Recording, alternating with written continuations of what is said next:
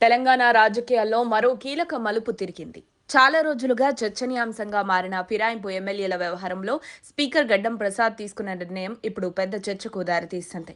నెలల తరబడి సాగిన విచారణల తర్వాత ఎట్టకేలకు ఆయన తీర్పు వెల్లడించారు. కానీ చాలా మంది ఊహించిన విధంగా 10 మంది ఎమ్మెల్యేలందరికీ క్లీన్ చిట్ ఇవ్వడం రాజకీయ వర్గాల్లో తీవ్ర చర్చకు కారణమైంది. ప్రత్యేకంగా దానం నాగేందర్ మరియు కడియం శ్రీహరి కేసులు మొదటి నుంచి హాట్ టాపిక్ గా మారాయి. ఎందుకంటే ఈ ఇద్దరి విషయంలో బలమైన ఆరోపణలున్నాయని ప్రతిపక్షం పదే పదే చెబుతూ వచ్చింది.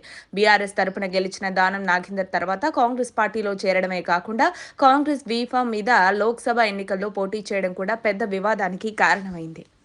అలాగే కడియం శ్రీహరి విషయంలో కూడా అనేక ఆరోపణలు వినిపించాయి. ఆయన కుమార్తె కడియం కావ్య కాంగ్రెస్ అభ్యర్థిగా పోటీ చేసినప్పుడు నామినేషన్ పత్రాలపై ఆయన సంతకం చేశారని బీఆర్ఎస్ ఆరోపించింది.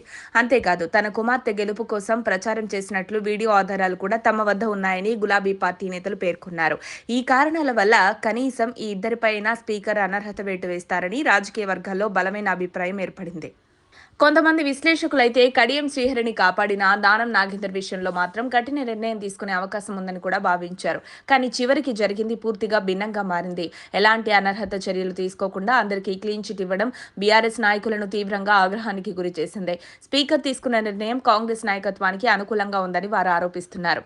ఇదిలా ఉండగా ఇప్పుడు అందరి దృష్టి బీఆర్ఎస్ తదుపరి అడుగుపైనే ఉంది. ఈ నిర్ణయంపై పార్టీ ఎలా స్పందించబోతోందో అన్నది ఆసక్తికరంగా మారింది. ఇప్పటికే ఈ అంశంపై సుప్రీంకోర్టులో కేసు పెండింగ్ లో ఉండగానే స్పీకర్ తీర్పు రావడంతో గులాబీ పార్టీ మరోసారి న్యాయ పోరాటానికి సిద్ధమవుతున్నట్లు సమాచారం. ముఖ్యంగా దానం నాగేందర్ మరియు కడియం శ్రీహరి విషయంలో బలమైన ఆధారాలున్నాయని బీఆర్ఎస్ నేతలు చెబుతున్నారు. దానం నాగేందర్ కాంగ్రెస్ బీఫామ్ పై ఎన్నికల్లో పోటీ చేసిన విషయం స్పష్టమని, ఇది ఫిరాయింపు చట్టానికి విరుద్ధమని వారు వాదిస్తున్నారు. గతంలో కూడా ఇలాంటి సందర్భాల్లో కోర్టులు ఎమ్మెల్యేలపై అనర్హత వేటు వేసిన ఉదాహరణలున్నాయని గుర్తు చేస్తున్నారు. అందుకే జ్యుడిషియల్ రివ్యూ ద్వారా స్పీకర్ నిర్ణయాన్ని సవాల్ చేయాలని బీఆర్ఎస్ ఆలోచిస్తున్నట్లు తెలుస్తోంది. కోర్టుల ద్వారానే నిజం బయటపడుతుందని, చివరికి జంపింగ్ ఎమ్మెల్యేలపై అనర్హత వేటు పడుతుందని గులాబీ నేతలు ధీమా వ్యక్తం చేస్తున్నారు. అయితే మరోవైపు ఒక కీలక ప్రశ్న కూడా ముందుకు వస్తోంది. స్పీకర్ తీసుకున్న నిర్ణయాన్ని కోర్టులు ఎంతవరకు మార్చగలవు? సాధారణంగా శాసన వ్యవస్థలో స్పీకర్ లేదా చైర్మన్ తీసుకునే నిర్ణయాలకు ప్రత్యేక ప్రాధాన్యం ఉంటుంది. అందువల్ల ఈ వ్యవహారంలో సుప్రీంకోర్టు ఎలా స్పందిస్తుందన్నది ఇప్పుడు ప్రధాన చర్చగా మారింది. ఒకవేళ సుప్రీంకోర్టు స్పీకర్ నిర్ణయాన్ని తప్పుబట్టి అనర్హత వేటు వేస్తే మాత్రం అది దేశవ్యాప్తంగా పెద్ద సంచలనంగా మారే అవకాశం ఉందని రాజకీయ విశ్లేషకులు భావిస్తున్నారు.